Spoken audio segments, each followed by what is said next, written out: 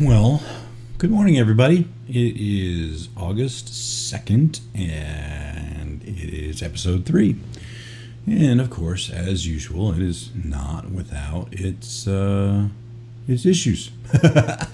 So I thought very carefully about what I wanted to go over today, and it's not easy to pick an interesting subject, out of a hat and go for it. I as you know, the last couple of episodes have been on Proverbs 4, and that was inspired by a Sunday message. And I think first episode we had some technical issues, but the second episode was I thought I got a lot out of it, so I hope you did too. So this time we're going to look at one another. And what does that mean? Well, in having read the Bible sufficiently, I've discovered that there's a lot of scriptures about how to treat one another and how to how to deal with each other. And I thought that would be a good one to do a word study on, or a scripture search on. But we might end up chasing some rabbits, but that's always fun in scripture, isn't it? Especially in Logos. So I tell you what, let's switch over to Logos, and I will endeavor to show you what there is to offer for one another. Okay, so here we go. What I did was I changed from resources to everything. So you can narrow down if I only want to look in the NIV for things, or your favorite Bible, or a top commentary. Yep. Thanks, Max. I just realized I didn't switch screens. So anyway, everything. So I'm going to search for everything in one another. And if you look, this very first topic that comes up, this first section, I guess if you want to call it that, is a fuzzy Bible search. And that is where it does its best to take what you typed in and find anything related to those search terms in this case the Bible, and it found it in Colossians and John and Romans, but I happen to know that one another is an exact search. So if you look in the NIV, which is my translation of choice, there are 88 results in 86 verses, and it took 0.02 seconds to find it, which is astonishing. It searched the entire Bible, the entire NIV, and found 86 verses in 0.02 of a second. So, wow, right? That's crazy. But that's the power of Logos. So let me collapse fuzzy search, and let's look at these NIV results. So I'm clicking the NIV, and I'm going to put this search tab up here so it's a little bit easier to spot. And you can see here is a list of everywhere in the NIV that one another was found. That's pretty crazy. Do you think we have time to go over 88 verses today? I don't think so. So we need to narrow this field a little bit. So it seems to me, just thinking, that it might be good to narrow the field to just the New Testament. So let's see if we can work that out. Just the New Testament verses. So I apologize for that tooltip. I gotta shut that off. I don't know if you can hear that or not, but that's Logos trying to tell me that when I hit the F10 key, which I've programmed to switch over to Logos, it's trying to be very helpful, which is kind of distracting actually, but I'll figure out how to turn that off in just a minute. So, okay, so let's adjust our search a little bit from search all Bible text to, let's see if we have anything in here in colors. Let's change all passages. Here we go. Let's just select the New Testament, Matthew through Revelation. Now it found 67 results in 65 verses. So we've narrowed the field a little bit. So, how can we narrow that even further? Well, I don't know of a quick way. If you can think of a quick verse or a term that we can add to this search, please put it in the chat room at discipleslife.tv, now that the site's back up, /chat, and we'll go from there. Anyway, I'm going to scroll down through here and see if I can see any that pop out. I do know that in Romans there's some really great stuff, so I'm just scrolling down to the Romans hits. And let's see. Okay, here's a good one. Okay, so when I clicked on the link, the highlighted term, it changed my NIV to over here to the reference, and it also, because I have this is what I wanted to show you the other day. When you click on the book, you can now see a menu pop, and I had this link set to A, and I have my commentary set to A. So when I scroll in the NIV, the commentary is supposed to scroll, but it's not scrolling. Let me change it to B and see if there's a glitch. Let me change this to B. There we go. Now it's scrolling. There we go. Okay. No, it's just a little glitch. No big deal. Okay, so let's read this. In Romans 12, verse 9, love must be sincere. Hate what is evil. Cling to what is good. Be devoted to one another in love. Honor one another above yourselves. Never be lacking in zeal, but keep your spiritual fervor, serving the Lord. Be joyful in hope, patient in affliction, faithful in prayer, and share with the Lord's people who are in need. Practice hospitality. So obviously, this is Paul talking to the church in Rome, giving them some input on how to treat other disciples and how to behave around them and some of the expectations. So oops, that's my countdown. I hit the wrong button. My mistake. Okay, so, oops. I just switched off to the next reference. Let's go back to Romans 10. Let's go back to that one. Okay. That other one in 1 Peter I want to talk about too, but we'll get to that in just a minute. Oh, it looks like we are already coming up on time soon. I'm going to let the show run about 10 minutes long because we got about a 10-minute delay with the wires not being stretched tight enough and the tin cans were dangling and the cogs weren't spinning. So we're going to go just a little bit longer today, but I want to keep an eye on the time. I want to look at this word devoted. Now, you know I like to do my word searches. So I'm going to right click on devoted.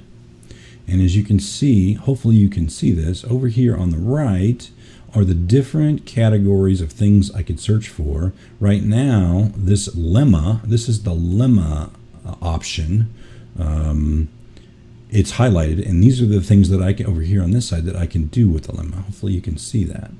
So I'm going to actually search on the lemma, and I'm going to do a Bible word study. Hopefully that'll open in a new tab, which it did.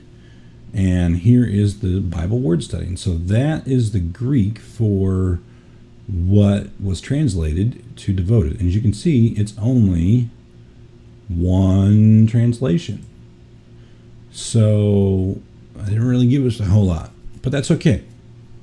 That just tells me that, oops, I hit the microphone. My apologies for anybody's eardrums I just burst. That tells me that there is, it's pretty sure thing that that's what the original text meant. There's no real influence in terms of trying to find the context. It's pretty definitive. That hits the point right on the head. Oops, I gotta tell Logos to stop that. Yeah, thanks, Max. It says that he said it's the same word used every time, and that's exactly what this means. If you remember from the other day, there are different slices that would have translated it differently. So if you speak Greek, which I do not, if you If you want to learn Greek, by the way, Logos will teach you. I just don't have time for it. But one thing I wanted to point out was I like to find out how the Bible pronounce, or the Greek, the words and Hebrew words are pronounced. So let's see if you can hear this. Philos Torgos. Hopefully I didn't do that terribly. Max, if you could let me know whether you heard the Logos pronounced that. I repeated it, but I'll do it one more time. Philos Torgos. So if you can't hear that, please let me know, because I want to try to get that fixed as well. Okay. So let's see. Nope. Okay. Max says he didn't hear it. Okay. I will work on that. I'm sure it's an audio source that is not clicked on my my mixer, but I will work on that. So as we do these things, we find new challenges. Hate what is evil. Back up here at the top. Love must be sincere. Hate what is evil. Cling to what is good. Be devoted to one another in love, and honor one another above yourselves. So this is an interesting passage. Honor one another above yourselves. You know what I want to do? I want to do something called a passage lookup. There's a passage lookup in Logos that will give us more background and more information on particular passages. So let's see if I'm going to go into the tools menu. Can you see that? Yeah, you can see that. And then under where is passage? Well, here's passage analysis. Where is passage lookup? I don't see passage lookup. There's power lookup.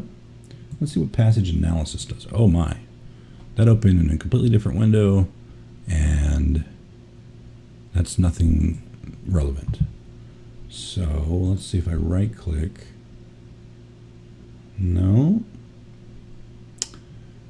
There's a passage guide. Let me just key that in here to Romans 12, and that's verse 10. This is what I was looking for before. Here are my commentaries. I like the New Bible Commentary. You may feel a little bit differently about it, which I actually had open. I don't know why I didn't think to come down here and look. But before we get to that, I wanted to show you that it found this in all of these commentaries, plus more. The Epistle to the Romans is a study on Romans by Moule, HCG. What I would like to know is how old some of these books are, and I'll get to that in a future date. The journals, if you're keeping a journal and you have referenced this verse before, it would appear in here. I don't have any journals in here, so there won't be anything in there. Oh, I'm sorry, my mistake. Not journals. Journals are scholarly journals, not my journals. My content is under my content. So if I had a notebook or something like that, or a list of scriptures, it would have appeared under here. So any of these that I open, we can look at ancient literature and see if there's anything. Yeah, the church fathers quote it. There's some allusions. So works of Josephus. And if you don't know who these people are, Philo, they're people that lived back in the anywhere from the 1st century all the way through to the early medieval times. They were renowned for their insight. So it's kind of up to you to read and figure out if you agree with their concepts. Some of them are a little bit slanted, so you kind of have to have a little bit of a discernment when you read them. But they would be definitely, if you want to take a deep dive into honor one another above yourselves, you can go into these old texts and read very deeply in them. So this is a rabbit that I was referring to earlier that you can chase and just spend all day if you want in just looking at honor one another above yourselves in the library. And that's a good thing in a sense that if you really want to do a deep dive on a passage, I wouldn't mind doing a deep dive on a passage called in John where it says Jesus wept. It's, of course, the shortest verse in the Bible, but it would be really good to kind of get some background on some of these other commentaries and get some other perspective. So anyway, I wanted to look at this commentary over here. And let's see, who was this written by? Is this going to tell me? It was written. Let me go back to my library and search for New Bible Commentary. Isn't that what it was called? Let me look again. The New Bible Commentary. That's what it was called. So, I don't know why that didn't come up. Let's go title, New Bible Commentary. Here we go. Found it. So this was written by several people, as you can see. Oh, gosh. Thanks, Max. I forgot to switch screens. Let's do that again. Somehow I've got to get it wired into my brain to switch screens. Just look where I'm looking. It would be much easier. Got to switch screens. I just don't know how I'm going to remember to do that. But I will. Trust me. So anyway, back here, what I did to find it. If I just typed in New Bible Commentary, what it's doing is it's searching for the word new, searching for the word Bible, and searching for the word commentary. But you can search by any of these fields, by author, by rating, by type, and then I think you can right-click here and get different categories, like your tags, etc. So what I did was I put New Bible Commentary in quotes, so it would search for the exact phrase, and it found it. Now, what I actually did is I typed in title, so it would look in that field. And I got an extra space in there. So I didn't actually need the title. So we can look at the New Bible Commentary. We can see, what I want to find out is the publishing date. Is there a publishing date in here? Publishing date. There it is, publication date. So this was published in 1994. So it's a relatively recent book. Some of these books can be thousands of years old, so you kind of have to be careful. So anyway, let's take a look and see what it says. It says, these verses do not all pursue a single topic, and it's in referencing 9 through 21. We're only interested in 10. As Paul touches on various components of that good and pleasing perfect will of God that Christians with renewed minds are to approve. But they have a central theme, the demand for love of others, announced in verse 9, which is where we are. And you may have noticed that when I hovered over it, it gave us a tooltip with that verse. We already have it highlighted above in our Bible, but that's okay. And standing, therefore, as a heading for the entire section. While no rigid demarcation is possible, we may divide this paragraph into two main sections. Okay, so that's a little bit of an analysis, but let's take a look down here a little bit further. It says, a sincere love is a love that is genuine and without pretense. So what does pretense mean? Well, if you may have noticed, this distracting information box was just grinding away as I was doing things.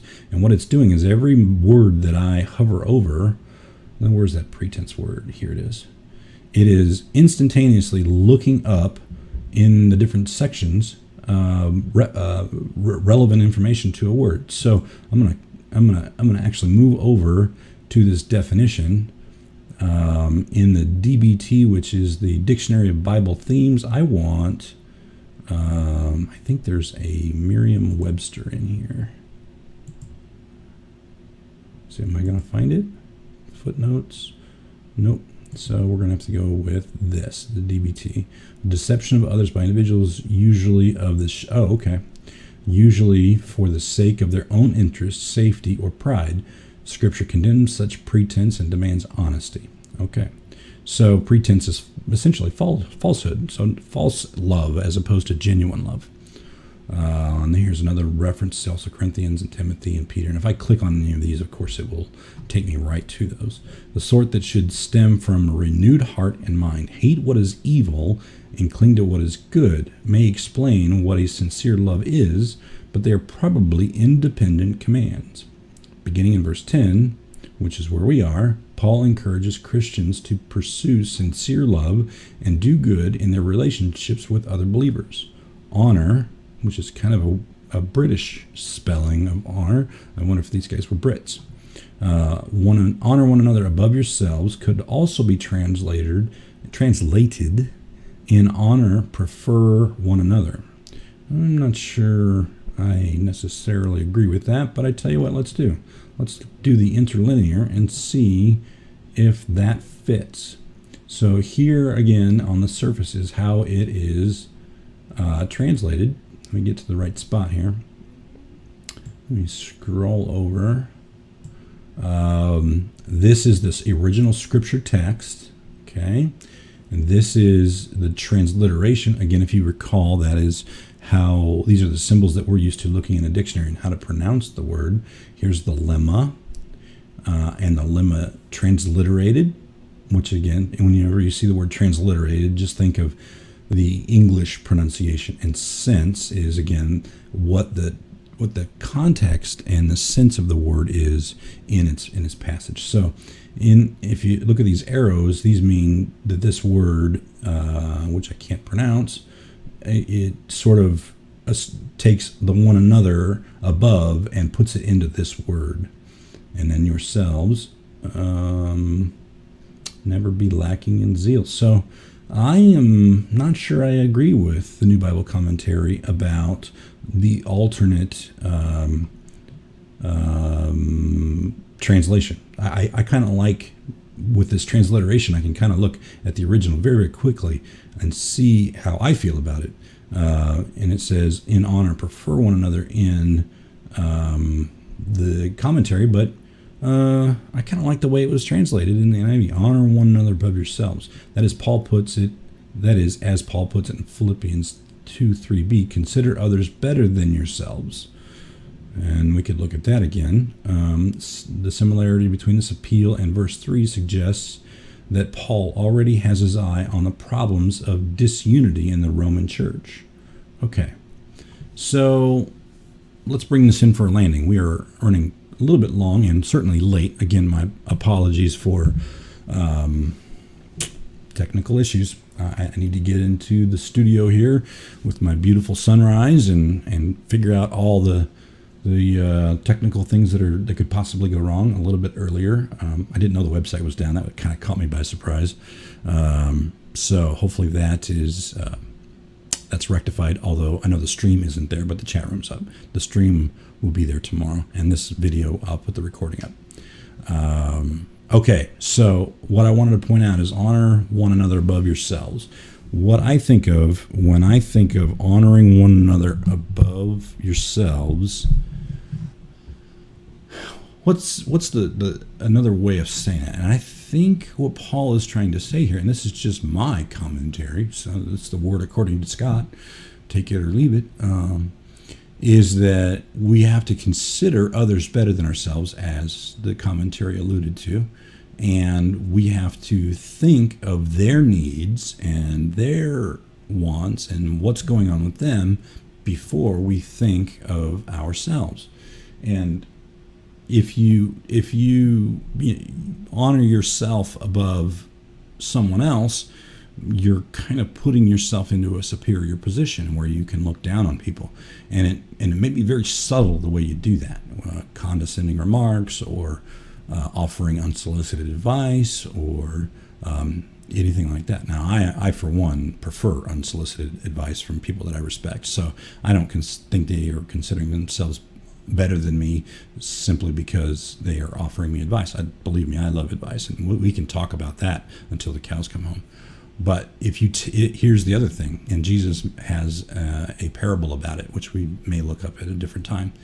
If you honor yourselves above too highly, and you take the good seat at the banquet, the owner of the house may come and say that, here, you sit down here at a less honorable position because I have honorable guests, and that would be very embarrassing. So I think what it really means is just be humble, right, and consider others better than yourselves. So, okay, guys, technical glitches aside, I think the one another subject is a very deep subject. We could spend probably a month maybe just looking at the 86 references or the 88 references and 86 verses and studying them out, looking in the commentaries and doing looking at the original Hebrew and Greek.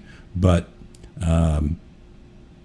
I'll leave that as an exercise for the viewer. So in your logo software, or if you can go to Bible Gateway, which is a great resource, and pick your version of the Bible that you like and type in one another, you can do your own research. Now, obviously, you won't get the commentaries in the background that you can get with logos, but it's still a great way to find the 88 verses in the New Testament that describe how we're supposed to treat one another. So with that, I'm going to bring it in for landing. I hope this was encouraging to you. Again, I apologize for the technical issues. Hopefully those will get smoothed out as things go. I think I'm going to start getting in here earlier and do test streams and make sure everything's going well.